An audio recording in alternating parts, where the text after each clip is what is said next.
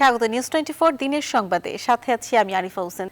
Clinical ট্রায়ালের জন্য দেশীয় প্রতিষ্ঠান গ্লোব বায়োটেকের ভ্যাকসিন উৎপাদনের অনুমতি দিয়েছে ওষুধ প্রশাসন অধিদপ্তর। গ্লোব বায়োটেকের ভ্যাকসিনের নাম বঙ্গোভ্যাক্স। অনুমতি পাওয়ার বিষয়টি নিশ্চিত করেছেন গ্লোব বায়োটেকের ব্যবস্থাপক ডাক্তার মোহাম্মদ মহিউদ্দিন। চলতি মাসে ক্লিনিক্যাল ট্রায়াল শুরু হতে পারে বলেও জানান তিনি। ক্লিনিক্যাল ট্রায়ালের জন্য গেল 14 অক্টোবর আইসিডিডিআরবির সঙ্গে গ্লোবের চুক্তি হয়, তবে গ্লোবের দাবি ট্রায়ালে আগ্রহ না দেখানোয় আইসিডিডিআরবির সঙ্গে সমঝোতা চুক্তি বাতিল করেছিল গেল ডিসেম্বর মাসে। আমাদের বহুল কাঙ্ক্ষিত বঙ্গোভ্যাক্স ভ্যাকসিনের ক্লিনিক্যাল ট্রায়ালের জন্য আমরা গত ডিসেম্বরের 28 তারিখ director general of drug regulation থেকে আমরা একটা লাইসেন্স পেয়েছি। আমাদের সিআরও ক্লিনিক্যাল ট্রায়াল শুরুর পূর্ব প্রস্তুতি সম্পন্ন করে বিএমআরসি এবং ডিজিডি এর অ্যাপ্রুভাল সাপেক্ষে ক্লিনিক্যাল ট্রায়াল শুরু করলে আমরা তাদেরকে তাদের প্রোটোকল অনুযায়ী ভ্যাকসিন সরবরাহ করতে আমাদের আর কোনো সমস্যা হবে না, এবং আমরা ক্লিনিক্যাল ট্রায়ালের জন্য যত ভ্যাকসিন দরকার সেই ভ্যাকসিন আমরা ইতিমধ্যেই ম্যানুফ্যাকচারিংয়ের জন্য প্রস্তুতি নিয়েছি, এবং খুব তাড়াতাড়ি আমরা সেই ভ্যাকসিন তৈরি করে আমাদের সিআরওকে সরবরাহ করতে পারব।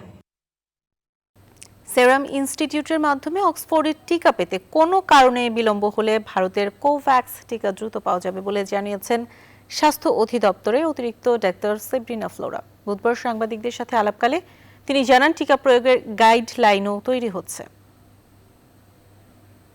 মাথায় নিয়ে করিনি, এবং আপনারা যারা পরিকল্পনাটা দেখেছেন তারা জানেন যে 80% পপুলেশনকে কিভাবে টিকা দেওয়া যাবে সেটা টার্গেট করে নিয়ে আমরা পূর্ণাঙ্গ একটা পরিকল্পনা করেছি, এবং সেই পরিকল্পনার মধ্যে একটা গুরুত্বপূর্ণ সোর্স আমাদের টিকা পাওয়ার হচ্ছে কোভ্যাক্স ফ্যাসিলিটিস, যেখানে আমরা 20% পপুলেশনের জন্য টিকা, কমপক্ষে 20% পপুলেশনের জন্য টিকা সিকিউর করা হয়েছে, যেটা আপনারা জানেন যে বিশ্ব স্বাস্থ্য সংস্থা, সেপি এবং গাভির সমন্বয়ে যে কনসোর্শিয়াম তৈরি হয়েছে আমরা তার মাধ্যমে পাবো।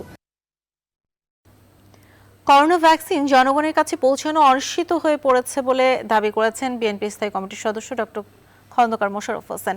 এ নিয়ে সরকার ব্যর্থতার পরিচয় দিয়েছে বলেও মন্তব্য তার। বুধবার গুলশানে বিএনপি চেয়ারপারসনের কার্যালয়ে সংবাদ সম্মেলনে তিনি এই মন্তব্য করেন। দূরদর্শিতা, লুটপাট নীতির কারণে ভ্যাকসিন নিয়ে আজ অনিশ্চয়তা তৈরি হয়েছে। যে অনিশ্চয়তা দেখা দিয়েছে তার থেকে উত্তরণের জন্য সরকারকে অনতিবিলম্বে ভ্যাকসিন সংগ্রহ, মূল্য সংরক্ষণ এবং বিতরণ ব্যবস্থা সম্পর্কে সুস্পষ্ট বক্তব্য জনগণের সামনে উপস্থাপনের জন্য আমরা জোর দাবি জানাচ্ছি। চলতি মাসের মধ্যে করোনা ভ্যাকসিনের রপ্তানি শুরু করতে যাচ্ছে ভারত। দেশটির পররাষ্ট্র মন্ত্রণালয়ের এক কর্মকর্তার বরাত দিয়ে তথ্য দিয়েছে বিবিসি। টিকা রপ্তানিতে ভারতের নিষেধাজ্ঞা না থাকার বিষয় নিশ্চিত করেছে ব্রাজিলও। এদিকে ভ্যাকসিন সরবরাহ নিশ্চিত করতে পুরো দমে কাজ চালাচ্ছে চীন। আর করোনা আক্রান্তদের 21 থেকে 28 দিনের মধ্যে ফাইজার টিকার 2টি ডোজ গ্রহণের পরামর্শ দিয়েছে বিশ্ব স্বাস্থ্য সংস্থা। নিবিড় আমিনের ডেস্ক রিপোর্ট। ভারতের ভ্যাকসিন রপ্তানির বিষয়ে আবারও আশার আলো দেখালো ব্রিটিশ সংবাদ মাধ্যম বিবিসি। মঙ্গলবার এক প্রতিবেদনে তারা জানায়, নয়াদিল্লির টিকাদান কর্মসূচি শুরুর 2 সপ্তাহের মধ্যেই রপ্তানি শুরুর আভাস দিয়েছেন দেশটির পররাষ্ট্র মন্ত্রণালয়ের এক কর্মকর্তা। টিকাদান শুরুর 14 দিনের মধ্যেই দক্ষিণ এশীয় কয়েকটি প্রতিবেশী দেশে রপ্তানির অনুমতি দেওয়া হবে, যার কিছু থাকবে উপহার হিসেবে, আর বাকিগুলো সরবরাহ হবে প্রায় ভারত সরকারের কেনা দামে। মঙ্গলবার ব্রাজিল সরকার জানিয়েছে, ভারতের কাছ থেকে টিকা ক্রয়ের ক্ষেত্রে কোনো নিষেধাজ্ঞা দেখছেন না তারাও। দেশটির পররাষ্ট্র মন্ত্রণালয় ও স্বাস্থ্য মন্ত্রণালয়ের এক যৌথ বিবৃতিতে জানুয়ারির মাঝামাঝিতেই ভ্যাকসিনের চালান পাবার প্রত্যাশা করছে তারা। দেশে দেশে ভ্যাকসিন সরবরাহের লক্ষ্যে পুরোদমে টিকা উৎপাদনের কাজ চালাচ্ছে চায়না ন্যাশনাল বায়োটেক গ্রুপ। বর্তমান ওয়ার্কশপটি বছরে 12 কোটি ডোজ ভ্যাকসিন উৎপাদনে সক্ষম বলে জানিয়েছে কর্তৃপক্ষ। এদিকে করোনা মহামারী মোকাবেলার লক্ষ্যে যুক্তরাজ্যে এরই মধ্যে 13 লাখেরও বেশি মানুষকে টিকা দেওয়া হয়েছে বলে জানিয়েছেন ব্রিটিশ প্রধানমন্ত্রী বরিস জনসন, যার মধ্যে শুধু ইংল্যান্ডে টিকা পেয়েছে 11 লাখ মানুষ। আর কোভিড আক্রান্ত রোগীরা ফাইজারের টিকা গ্রহণ করলে 3 থেকে 4 সপ্তাহের ব্যবধানে 2টি ডোজ গ্রহণের পরামর্শ দিয়েছে বিশ্ব স্বাস্থ্য সংস্থা। তবে সীমিত টিকা সরবরাহ থাকায় উচ্চ ঝুঁকিগ্রস্ত ছাড়া আপাতত ভ্রমণকারীদের তা না নেয়ার আহ্বান জানিয়েছে WHO। নিবিড় আমিন, নিউজ 24। যারা বিদেশ যাচ্ছেন তাদের কর্মসংস্থান ও নিরাপত্তায় দায়িত্বশীল ভূমিকা রাখতে জনশক্তি রপ্তানিকারক প্রতিষ্ঠানগুলোর প্রতি আহ্বান জানিয়েছেন প্রধানমন্ত্রী শেখ হাসিনা। আর কাজের জন্য বিদেশে যেতে ইচ্ছুকদের দালালের খপ্পরে না পড়ে দক্ষ হয়ে প্রবাসে যাওয়ারও আহ্বান জানান তিনি। আন্তর্জাতিক অভিবাসী দিবসের অনুষ্ঠানে প্রধানমন্ত্রী এসব কথা বলেন। শাহালি জয়ের রিপোর্ট। প্রবাসী আয়ে বিশ্বে বাংলাদেশের অবস্থান নবম আর দক্ষিণ এশিয়ার দেশগুলোর মধ্যে তৃতীয়।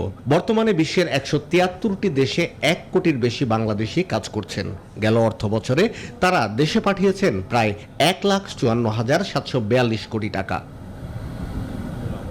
প্রবাসীদের স্বার্থ সংরক্ষণের অঙ্গীকার নিয়ে এবছর বাংলাদেশে পালিত হচ্ছে আন্তর্জাতিক প্রবাসী কল্যাণ দিবস। এই উপলক্ষে প্রবাসী কল্যাণ ও বৈদেশিক কর্মসংস্থান মন্ত্রণালয়ে আয়োজিত অনুষ্ঠানে ভার্চুয়াল প্ল্যাটফর্মে যুক্ত হন প্রধানমন্ত্রী শেখ হাসিনা। শ্রমিক অভিবাসনের সঙ্গে অনুষ্ঠানে প্রধানমন্ত্রী বলেন, করোনা দুর্যোগে প্রবাসীদের সুরক্ষায় 700 কোটি টাকার প্রণোদনা ঘোষণা করেছে সরকার।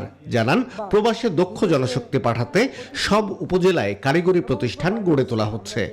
যদি আপনারা কারো প্ররোচনায় বিদেশে যে বিপদে পড়েন, সেটা নিজেদের জন্য, পরিবারের জন্য খুবই কষ্টকর, খুবই ক্ষতিকর। কিছুদিন আগে আপনারা জানেন যে লিবিয়াতে কতজনকে জীবন দিতে হলো। এই পরিস্থিতির শিকার জন্য আমার দেশের মানুষকে হতে না হয়। এখন আমাদের দেশে কাজেরও যেমন অভাব নেই, খাবারেরও অভাব নেই আল্লাহর রহমতে। কাজে এখন আর এই সোনার হরিণ ধরার পিছনে কেউ দয়া করে অন্ধের মতো ছুটবেন না। আপনারা নিবন্ধন করে তার মাধ্যমে যান, সেটাই আমরা চাই।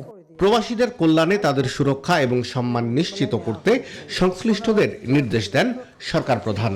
রিক্রুটিং এজেন্ট থেকে শুরু করে আমাদের মন্ত্রণালয়, তাদেরকে আমার অনুরোধ, এদেশের মানুষ কিন্তু মানুষ, সেভাবে তাদের মর্যাদা দিতে হবে। আর তাদের জন্য কোনো রকম সমস্যা না হয়। কর্মসংস্থান ঠিকমতো হচ্ছে কিনা, তাদের নিরাপত্তা ঠিকমতো আছে কিনা, বিশেষ করে আমাদের মেয়েরা যারা যায় তাদেরও নিরাপত্তার বিষয়টা, এটা সকলকেই লক্ষ্য রাখতে হবে। আপনাদেরকে দায়িত্বশীলতার ভূমিকা পালন করতে হবে। দেশের চলমান মেগা প্রকল্পগুলোতে দেশে ফেরা প্রবাসীদের কাজের সুযোগ আছে বলে জানান প্রধানমন্ত্রী শেখ হাসিনা। করোনা পরিস্থিতি বিবেচনায় আমরা শাহ আলী জয়, নিউজ 24, ঢাকা। 2009 থেকে 21 3 মেয়াদে আওয়ামী লীগ সরকার পার করছে এক যুগ। দীর্ঘ সময় বাংলাদেশের অর্থনীতির সূচক ঊর্ধ্বমুখী হচ্ছে, অবকাঠামো খাতে দৃশ্যমান হয়েছে অভাবনীয় উন্নয়ন, কমে এসেছে দারিদ্র্য, বেড়েছে কৃষি উৎপাদন। শাহালি জয়ের রিপোর্টে বিস্তারিত। পরিবর্তনের অঙ্গীকার নিয়ে 2009 সালে ক্ষমতায় আসা আওয়ামী লীগ সরকার পার করছে টানা তৃতীয় মেয়াদ। বিশ্লেষকরা বলছেন, দীর্ঘ সময় ক্ষমতায় থাকার কারণে উন্নয়নের ধারাবাহিকতা বজায় রাখতে পেরেছে সরকার। এক যুগে অর্থনীতিতে সবচেয়ে বড় সাফল্য মধ্যম আয়ের তালিকায় নিজেদের স্থান করে নেয়া। এই সাফল্যের উপর ভর করে সরকারের লক্ষ্য 2041 সালে উন্নত দেশের কাতারে নিজেদের নাম লেখানো। যে পরিমাণ প্রবৃদ্ধি ঘটেছে এই পুরো 50 বছরে, তার 73% ঘটেছে এই গত 12 বছরে। 3 গুণেরও বেশি বেড়েছে আমাদের রেমিটেন্স, রিজার্ভ বেড়েছে প্রায় 6 গুণেরও বেশি, মূল্যস্ফীতি স্থিতিশীল ছিল 5-6 মধ্যেই রয়ে গেছে, মাথাপিছু আয় বেড়েছে অনেক গুণ। আওয়ামী লীগ সরকারের নির্বাচনী অঙ্গীকার অনুযায়ী তথ্য প্রযুক্তির মহাসড়কে যুক্ত হয়েছে তৃণমূলের প্রান্তিক জনগণ। বিদ্যুৎ সেবার আওতায় প্রায় 100% মানুষ। অবকাঠামো উন্নয়নের সবচেয়ে বড় বিজ্ঞাপন পদ্মা সেতু। দ্রুত গতিতে এগিয়ে চলেছে কর্ণফুলী টানেল, মেট্রো রেলের মতো অন্তত 10টি মেগা প্রকল্প। একমাত্র পদ্মা থেকে আমরা 1% জিডিপি যোগ করব। অন্যান্য প্রকল্প থেকেও যদি এরকম ভাবে আমরা জিডিপি যুক্ত করি, তাহলে কল্পনা করুন যে আগামী 2 বছরের মাথায় বাংলাদেশের প্রবৃদ্ধির হার কি হবে। ভারতের সঙ্গে বাংলাদেশের সীমান্ত নির্ধারণের পাশাপাশি ভারত ও মিয়ানমারের সঙ্গে সমুদ্র বিরোধ নিষ্পত্তি হয়েছে কোনো ধরনের বিবাদ ছাড়াই। ফলে খুলে গিয়েছে সমুদ্র অর্থনীতির দুয়ার। তবে বৈশ্বিক মহামারী করোনার ধাক্কায় অন্যান্য দেশের মতো কিছুটা বেসামাল হয় বাংলাদেশের অর্থনীতিও। সরকার বলছে, এই সংকট কাটিয়ে ওঠার সামর্থ্য আছে বাংলাদেশের। যেখানে অন্যরা নেগেটিভ মাইনাস প্রবৃদ্ধি এবং আমাদের প্রতিবেশী রাষ্ট্রগুলো, সেখানে আমরা পজিটিভ, এবং এই বছর 6 মাস পার হয়ে গেছে, যা রিপোর্ট পাচ্ছি আমাদের পজিটিভ ট্রেন্ডটা আর বেটার হচ্ছে। যেমন রপ্তানি অলরেডি ঘুরে দাঁড়িয়েছে। এক যুগ সময়ে রাজনীতির মাঠে চড়াই উতরাই থাকলেও ফসলের মাঠে হার মানেনি বাংলার কৃষক। খাদ্য উদ্বৃত্ত বাংলাদেশের নাম ধান, মাছ, সবজি উৎপাদনকারী দেশগুলোর তালিকার শীর্ষ কাতারে। শাহ আলী জয়, নিউজ 24, ঢাকা। টানা ক্ষমতার এক যুগে পা রাখছে আওয়ামী লীগ নেতৃত্বাধীন সরকার। অর্থনীতি ও রাজনীতি বিশ্লেষকদের মতে এই দীর্ঘ সময় সরকারের বড় সফলতা মেগা প্রকল্পগুলোর দৃশ্যমান বাস্তবায়ন। সামাজিক অর্থনৈতিক বিভিন্ন সূচকে এগিয়ে যাওয়ার পাশাপাশি সাধারণ মানুষের মন জয়ে বড় ভূমিকা রেখেছে এসব প্রকল্প। এছাড়া নিজস্ব অর্থায়নে পদ্মা সেতু নির্মাণের মতো সাহসী সিদ্ধান্ত তাক লাগিয়েছে বিশ্বকেও। লাকমিনা জেসমিন সোমার রিপোর্টে বিস্তারিত। নানা প্রতিকূলতা পেরিয়ে দিগন্তের উপর মাথা উঁচু করে দাঁড়িয়েছে স্বপ্নের পদ্মা সেতু। 42টি খুঁটির উপর 6.15 কিলোমিটারের এই সেতু কেবলই একটি সেতু না, বাংলাদেশের মাথা নত না করার প্রতীক। চলতি বছর খুলে দেওয়া হয়েছে ঢাকা মাওয়া ভাঙা দেশের প্রথম এক্সপ্রেসওয়ে, যে কারণে এখন রাজধানী থেকে তুলনামূলক কাছে মাওয়া, আর নদী পার হলেই দক্ষিণাঞ্চলের জনপদ। করোনার ছবলে কিছুটা থমকে গেলেও থেমে নেই রাজধানীর 3 মেগা প্রকল্প, মেট্রো রেল, এলিভেটেড এক্সপ্রেসওয়ে এবং বাস র্যাপিড ট্রানজেকশন BRT। যানজটে নাকাল ব্যস্ত রাজধানীতে স্বস্তি ফেরাবে সরকারের এই প্রকল্পগুলো, পাল্টে যাবে ঢাকার পুরো দৃশ্যপট। আমাদের যে টার্গেট অনুযায়ী আমরা 2023 জুনে শেষ হওয়ার কথা, আমরা সেই লক্ষ্যে আগাচ্ছি। রাজধানীতে আরেক মহাকর্মযজ্ঞের নাম হযরত শাহজালাল আন্তর্জাতিক বিমানবন্দরের 3rd টার্মিনাল। করোনাকালেও থেমে থাকেনি 21,000 কোটি টাকার এই মেগা প্রকল্প, যা শেষ হলে বছরে 2 কোটি যাত্রী চলাচল করতে পারবেন বিশ্বের নানা প্রান্তে।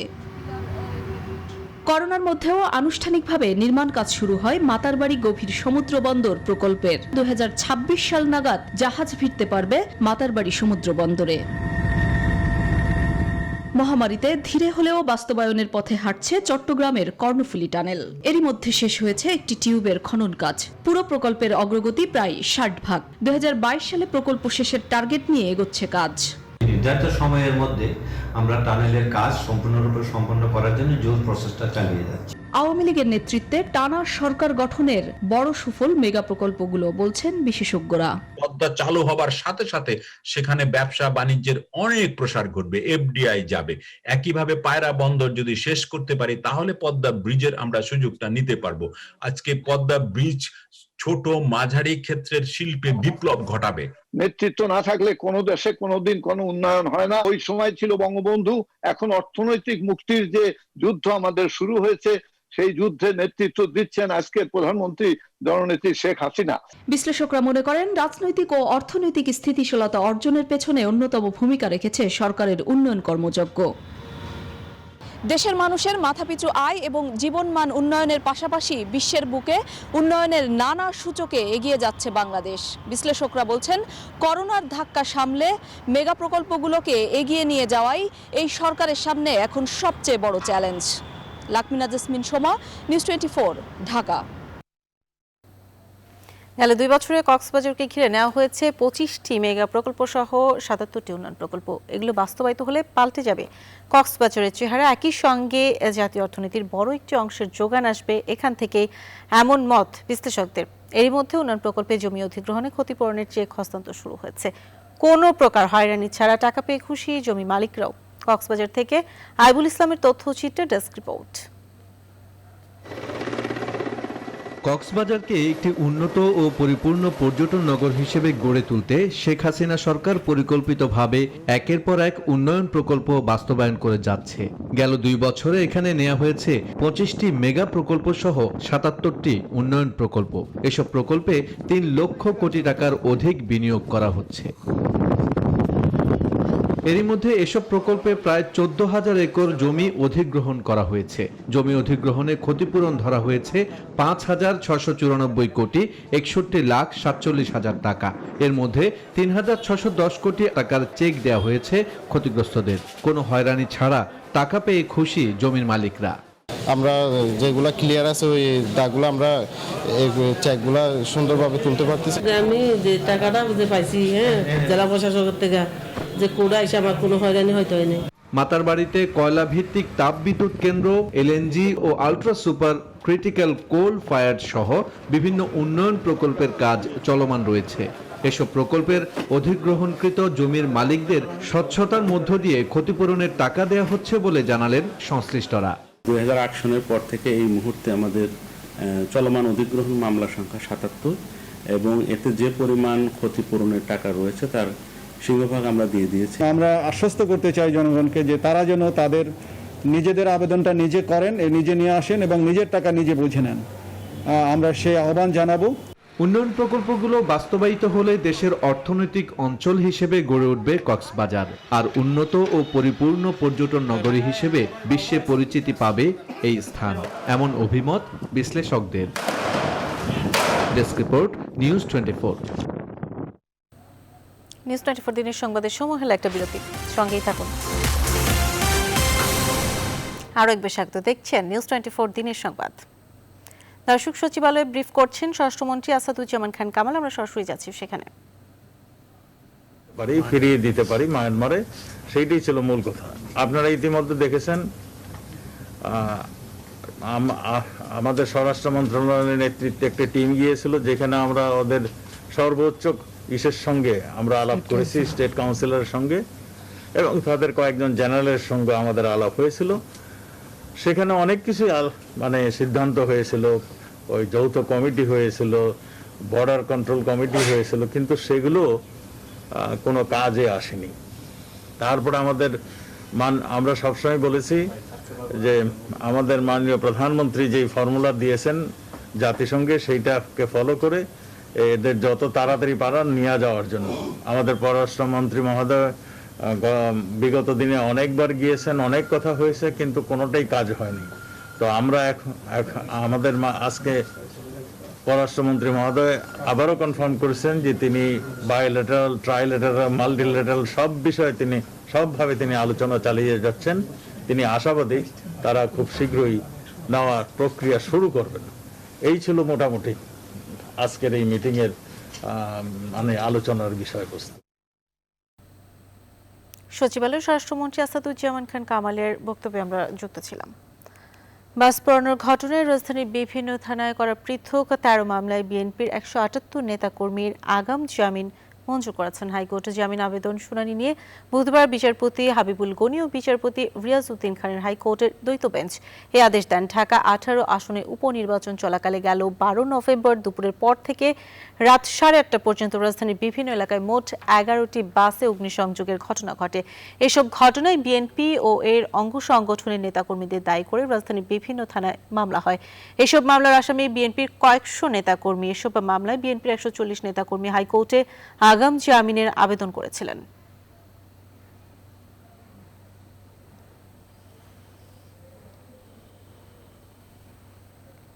178 জনের আগাম জামিন মহামান্য হাইকোর্ট ডিভিশন আগাম জামিন দিয়েছেন এবং আগামী 7ই ফেব্রুয়ারি পর্যন্ত তাদেরকে জামিন দেওয়া হয়েছে এবং মহানগর দায়রা জজ আদালতে তাদেরকে সারেন্ডার করতে বলা হয়েছে। পিকে হালদার ইস্যুতে ব্রিফ করছেন দুদক সচিব। আমরা সরাসরি যাচ্ছি সেখানে। উদ্দেশ্যে বিভিন্ন অবৈধ ব্যবসা ও অবৈধ কার্যক্রমের মাধ্যমে জ্ঞাত আয়ের উৎসের সাথে অসঙ্গতিপূর্ণ 13,65,40,932 টাকার অবৈধ সম্পদ অর্জন করে নিজ ভোগ দখলে রাখায় তার বিরুদ্ধে দুর্নীতি দমন কমিশনে একটি মামলা রুজু হয়। মামলাটি তদন্তের জন্য সহকারী পরিচালক মামুনুর রশিদ চৌধুরীকে তদন্তকারী কর্মকর্তা নিয়োগ করা হয়। তিনি যথারীতি তদন্ত শেষ করে স্বাক্ষর বা তদন্ত প্রতিবেদন কমিশনের নিকট প্রেরণ করেছেন এবং প্রতিবেদন অনুযায়ী আসামি মোহাম্মদ সাইদুল হক অসৎ উদ্দেশ্যে বিভিন্ন অবৈধ কার্যক্রমের মাধ্যমে 32,61,61,334 টাকার আয়ের উৎসের সাথে অসঙ্গতিপূর্ণ সম্পদ অর্জন করে এবং নিজ ভোগ দখলে রেখে দুর্নীতি দমন কমিশন আইন 2004 এর 27-1 ধারায় শাস্তিযোগ্য অপরাধ করেছেন। বিধায় তদন্তকারী কর্মকর্তা আসামি মোহাম্মদ সাইদুল হকের বিরুদ্ধে বর্ণিত ধারায় চার্জশিট দাখিলের সুপারিশ করে স্বাক্ষর দাখিল করেছেন এবং কমিশনে উপস্থাপন করা হলে আসামি সাইদুল হকের বিরুদ্ধে 32,61,63,334 টাকা নিজের অবৈধ সম্পদ নিজের দখলে রাখার দায়ে তার বিরুদ্ধে মামলা রুজুর চার্জশিট গ্রহণ করা হয়েছে। দুদক সচিবের ব্রিফিংয়ে আমরা সরাসরি যুক্ত ছিলাম। 2019 সালে মৌলবাদের অর্থনীতির নিট মুনাফা 4,262 কোটি টাকা। বিগত 40 বছরে মৌলবাদের অর্থনীতির মোট মুনাফা 3 লাখ কোটি টাকার বেশি। সম্প্রতি অর্থনীতিবিদ অধ্যাপক আবুল বারকাত তার একটি গবেষণামূলক বইতে এসব তথ্য দিয়েছেন। নিরাপত্তা বিশ্লেষক এবং রাষ্ট্রবিজ্ঞানীরা বলছেন, মৌলবাদের এই মুনাফা উগ্রবাদ ছড়ানোর বড় হাতিয়ার। এই প্রেক্ষাপটে সিআইডি প্রধানের দাবি, সন্দেহভাজন ব্যক্তি, প্রতিষ্ঠান ও ব্যাংকগুলোর উপর সার্বিক নজরদারি আছে। বিস্তারিত আশিকুর রহমান শ্রাবণের প্রতিবেদনে।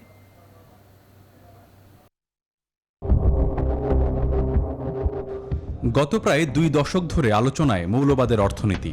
বিষয়টি প্রথম সবার নজরে আনেন ঢাকা বিশ্ববিদ্যালয়ের অর্থনীতির অধ্যাপক আবুল বারকাত। সম্প্রতি তার নতুন বই বড় পর্দায় সমাজ, অর্থনীতি, রাষ্ট্রতে তিনি তথ্য প্রমাণ দিয়ে লিখেছেন, 2019 সালে মৌলবাদের অর্থনীতির নিট মুনাফা 4,262 কোটি টাকা। বিগত 40 বছরে মৌলবাদের অর্থনীতির মোট মুনাফা 3 লাখ কোটি টাকার বেশি। অধ্যাপক ডক্টর হারুনা রশিদ ব্যাখ্যা করেছেন কিভাবে মৌলবাদীরা অর্থনৈতিক সাম্রাজ্য তৈরি করেছেন।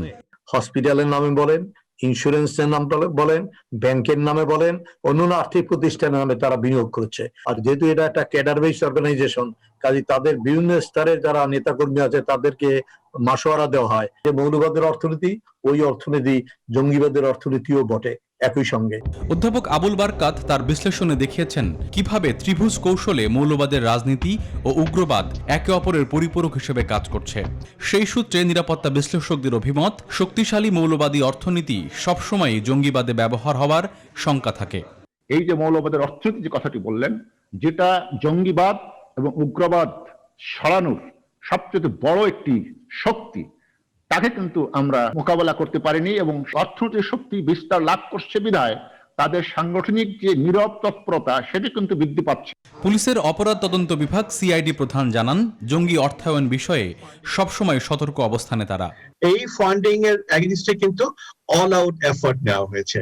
অনেকগুলো এজেন্সি টাকা নিয়ে আসতো, সেগুলোকে বন্ধ করার চেষ্টা করা হচ্ছে।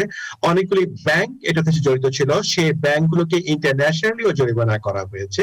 বাংলাদেশ ব্যাংকের ইন্টেলিজেন্স ইউনিট BFIU আমাদেরকে সরাসরি সহযোগিতা প্রদান করে আসছে। জঙ্গিবাদে যাতে বাইরে থেকে অর্থায়ন হতে না পারে, এই জন্য আমরা অত্যন্ত সচেষ্ট আছি। বিশ্লেষকরা বলছেন, নানা কৌশলে রং বদলে উগ্রবাদীরা বিভিন্ন দল ও সংগঠনে আত্মগোপনের চেষ্টা করছে। সে বিষয়ে নজরদারি বাড়াতে হবে। এই কালসাপ কিন্তু বেড়ে উঠছে, বিস্তার ঘটছে, দুব্বা গাছের নিচে বেড়ে উঠছে। আমরা হয়তো কেউ টের পাচ্ছি, কেউ টের পাচ্ছি না, অথবা টের পেয়েও যেটা করণীয় সেটা আমরা করছি না। সেটা আশিকুর রহমান শ্রাবণ, নিউজ 24, ঢাকা। নিউজ 24 দিনের সংবাদের সময় হলো আরেকটি বিরতি, সঙ্গেই থাকুন। আরো একবার স্বাগত, দেখছেন নিউজ 24 সংবাদ। 2020 সালে সড়ক দুর্ঘটনায় 4,969 জন নিহত হয়েছেন আর আহত হয়েছেন 5,085 জন। মোট 4,092টি সড়ক দুর্ঘটনা ঘটেছে বলে জানিয়েছে নিরাপদ সড়ক চাই নিশ্চয়। বুধবার জাতীয় প্রেস ক্লাবে সড়ক দুর্ঘটনার এই পরিসংখ্যান উপস্থাপন করেন নিরাপদ সড়ক চাইয়ের চেয়ারম্যান ইলিয়াস কাঞ্চন। এ সময় জানানো হয়, 2020 সালে রেলপথের দুর্ঘটনায় 129 জন নিহত ও 31 জন আহত হন, আর নৌপথের দুর্ঘটনায় 212 জন নিহত ও 100 জন আহত ও নিখোঁজ হয়েছেন। গেল বছরের জানুয়ারি মাসে বেশি 447টি দুর্ঘটনা ঘটে। সড়ক আইনের সঠিক বাস্তবায়ন হলে সড়ক নিরাপদ হয়ে উঠবে বলে মন্তব্য করেন ইলিয়াস কাঞ্চন। এবার ফার্স্ট সিকিউরিটি ইসলামী ব্যাংক অর্থ বাণিজ্যের সংবাদ।